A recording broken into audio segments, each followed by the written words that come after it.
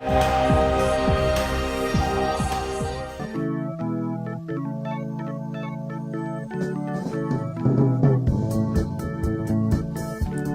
relations with Eswatini can be traced to the 1960s after the two countries gained independence from the British. Since then, there has been a number of high-level visits between the two countries.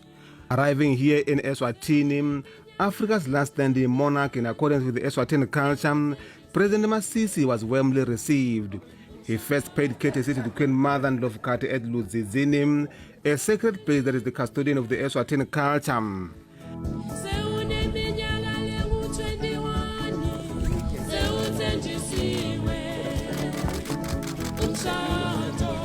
Few kilometers from Ludzizini is Lozita Palace, a place where King Moswati governed this country from. It's a royal place that has carried its culture along, even during this modern time.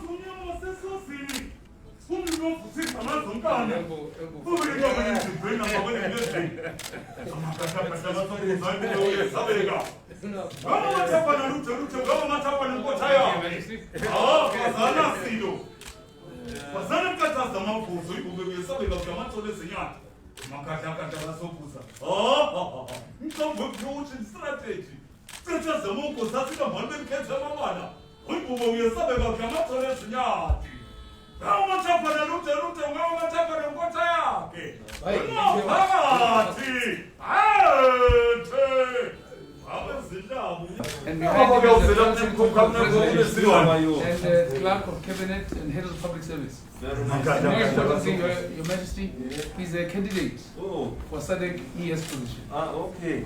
He's your servant. Yes, of course. Servant. No, He's come for induction. And that's the High Commissioner. Yes, how are He you? just presented recently. Yes, that's right.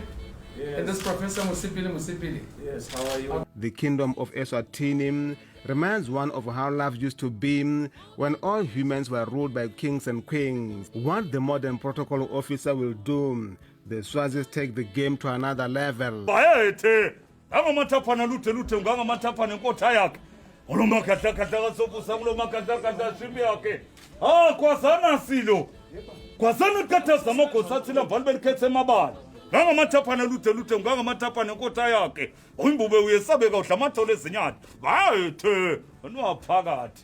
This is where relations and bonds between countries are cemented and friendship restored.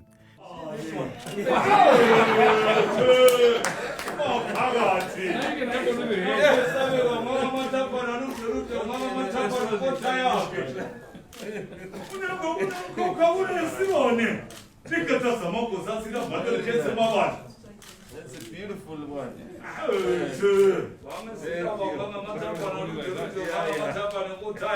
Eswatini wields power when it comes to regional integration. Tiny as the nation might look, it's a power broker at the moment. And for a country such as Botswana that yearns to get regional top possession of the executive secretary of SADC, Eswatini is the place to be. At the regional level, the two countries continue to cooperate through their common membership to SACUM, SADC and the African Union. The two countries in most cases adopt a common position at the forum. Botswana and Eswatini also continue to work together on issues of common interest and concern at the continental and international level.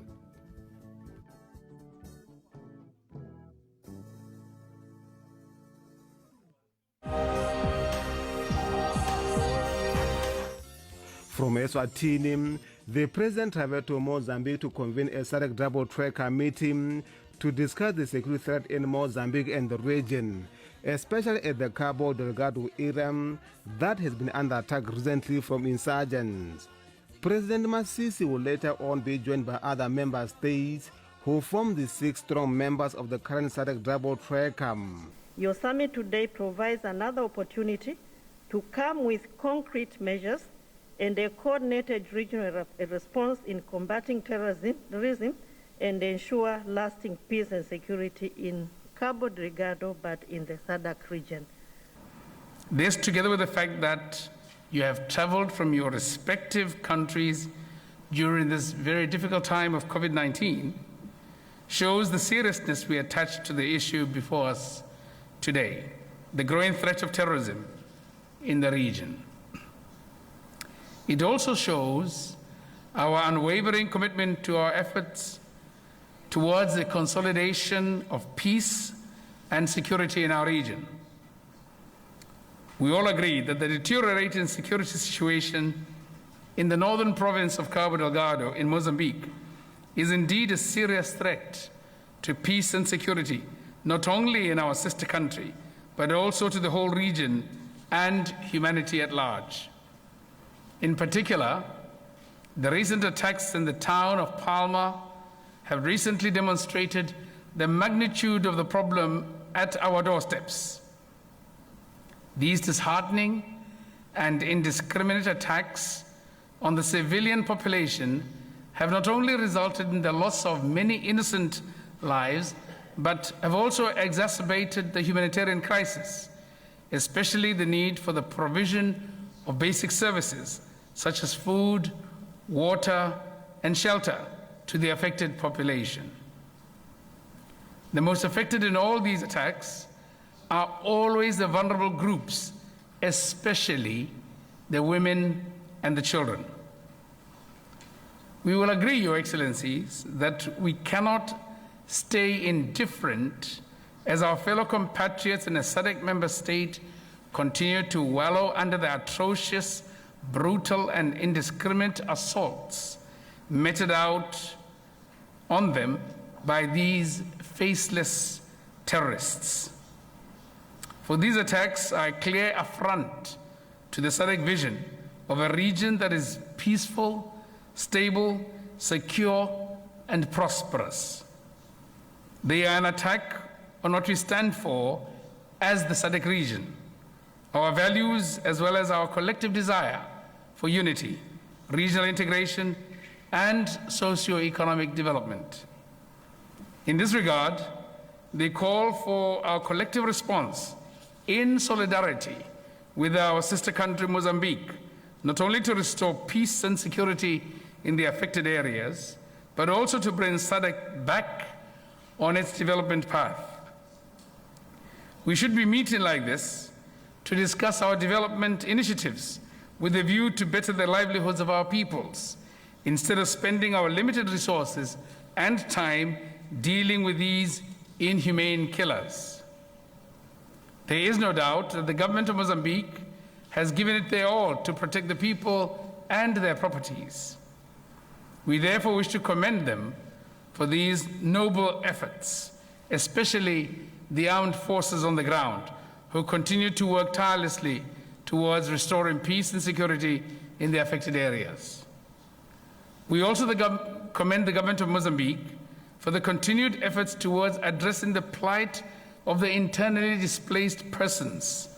In particular, the establishment of new villages where the IDPs will be resettled is indeed a commendable initiative to avoid the crowding of existing towns and villages, which are already faced with limited basic necessities such as land, food, water, and shelter.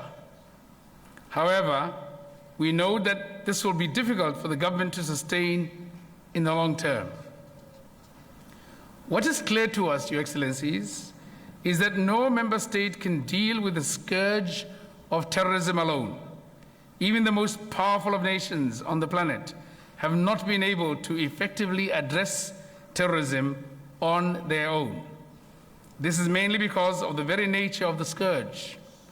Terrorism is not just brutal and inhumane, but it also does not use conventional methods of warfare.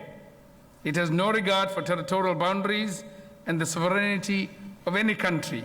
It has no regard for human life and dignity, and it prospers on human misery and despair. As such, there's an absolute need for an integrated and coordinated regional approach to effectively deal with terrorism. This is the main reason we are meeting here today. The summit noted with concern the acts of terrorism perpetrated against innocent civilians, women and children in some parts of the district of Cabo Delgado province in Mozambique. The meeting was able to formulate and agree on a concise and decisive response to the inhuman and disturbing terrorist activities in Cabo Delgado. I am pleased to note that our meeting has been able to formulate and agree on a concise and decisive response to the inhumane and disturbing terrorist activities in Cabo Delgado. In this regard, I wish to thank you once again, dear colleagues, for demonstrating the spirit of unity and a strong resolve towards ensuring that our region continues to enjoy peace, stability, and prosperity. As I indicated this morning, the fact that you all came to this meeting in person in these difficult times of COVID-19 speaks to the urgency and the importance you attach towards finding solutions to this thorny issue bedeviling our region. It is an incisive demonstration of our abhorrence to terrorism in all its manifestations, that we cannot allow such heinous acts perpetrated against innocent civilians, women and children in our sister country to continue without a proportionate regional response. I am therefore confident that this solid commitment and unequivocal show of unity will send a strong and clear message to the faceless terrorists that are here in this region, that it is not home for them and never will be home for them. Your Excellencies, indeed, we had very fruitful deliberations in a frank and congenial atmosphere, which is customary to our engagements in the SADC region. This has allowed us to dispense with this weighty issue with such ease and diligence. We have managed to come up with concrete proposals as a SADC organ Troika plus Mozambique, which we will be presenting to the SADC Double Troika Summit later today. Our resolve is to move with speed in our efforts to thwart this terrorism situation in our region. We have also acknowledged the assistance Mozambique continues to receive from many of our cooperating partners in the fight against terrorism. This is something we will continue to cherish as a gesture of friendship and solidarity, for this is a fight against an enemy of all humanity and development. In addition, most importantly, we have reaffirmed our commitment to the SADC Mutual Defense Pact. But it was for President Philip Nyusi of Mozambique, who is also the chairperson of SADC, who was most grateful for the support from the SADC Double Troika. Terrorists with their violent actions and with their atrocities and physical and moral violence are trying to intimidate people and deter our development and undermine our sovereignty. The coward nature of this phenomenon requires us to strengthen collective vigilance and improve regional instruments at our disposal so as to eradicate this evil from our SADC region. I take this opportunity to thank all member states of our community for the continued solidarity and support that has been rendered to us, not only through the unconditional condemnation of these barbaric actions and also through their determination to work with us to eradicate them. Excellencies, terrorist actions in Cabo Delgado are an affront to our collective security, to the values of democracy, rule of law, and respect for human rights and freedoms of our citizens. Therefore, it is important that we leave this session with concrete actions that will guide our fight against terrorism, and taking into account that this is one of the priorities of SADC and the member states as well as the international partners. Terrorist attacks over recent days have shown that security is also a shared responsibility. In assisting Mozambique, SADC is contributing for the protection of their own citizens and for the achievement of collective objectives in different areas. Your Excellencies, the fight against terrorism, which has a potential to destabilize the entire region of the Southern African Development Community, requires from us, political leaders, the collective measures so as to prevent new attacks. We need to establish a more strict control in our borders, a better judicial and police cooperation so as to detect and prevent suspects. We need to find workable measures so as to prevent the funding to terrorism. We need to combat organized crime and also prevent radicalization among other evils. Terrorists and criminals are also our citizens who are joining the aggressors from other parts of Africa and the world. They are using false identities to avoid being detected by border and police authorities, which again highlights the importance of sharing intelligence between relevant agencies. The SADC region is a priority for regional institutions. Therefore, we believe that SADC is an appropriate forum and an immediate forum for cooperation and coordination amongst member states in the fight against terrorism. Our cooperation should not neglect the responsibility and the competence of each country in the fight against terrorism and other threats to security, as the defense of each country is the primary responsibility of the respective country. This juncture, the combat against terrorism, in addition to being a sovereign responsibility of Mozambique, is a problem for the region. It's an internal challenge for SADC. We look forward to deliberations that will go a long way in strengthening and improving our measures against terrorism and concrete measures in 4 areas: prevention, protection, pursue, and response. Recent one being about a week ago in Cabo Delgado province, which have resulted in death of innocent civilians, women and children, and the destruction of infrastructure and property, but also massive human sufferings. May I express our deepest condolences and sympathy to the government and people of the Republic of Mozambique for these horrific attacks. Terrorist attacks is a big concern not only to Mozambique, but also to the SADC region at large. Measures to address these threats, therefore, require SADC as a region to come together and address these attacks decisively and bring about lasting peace and security, not only to Mozambique, but to the region as a whole. The presence of our leaders here, the leaders from the double tracker member states, signifies the seriousness that SADC attaches to this matter and the strength and commitment of the SADC region to collectively and decisively address terrorism threats and all threats to peace and security.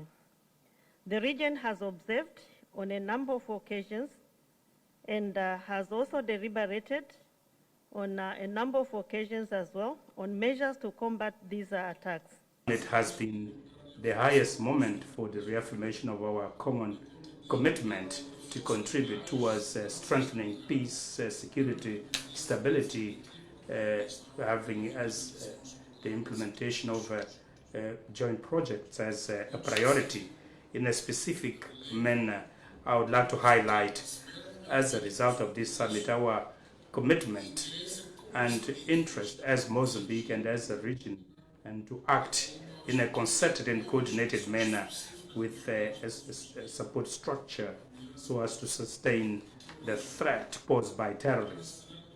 The need to be proactive and be expediting and making resources available, and the establishment of a clear plan in our countries, in SADC, in face of the threat of terrorism and the mechanisms to follow up our decisions.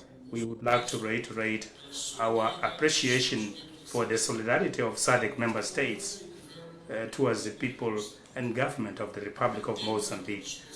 We maintain our availability to work together towards a promising common future, which is based on the purposes of peace, progress and development for our peoples and countries. We are confident that the success of our actions require a close coordination at regional level, not minimizing the input of other bilateral and multilateral partners who are necessary for eradication of the scourge of terrorists from our region, which at the same time is a global threat.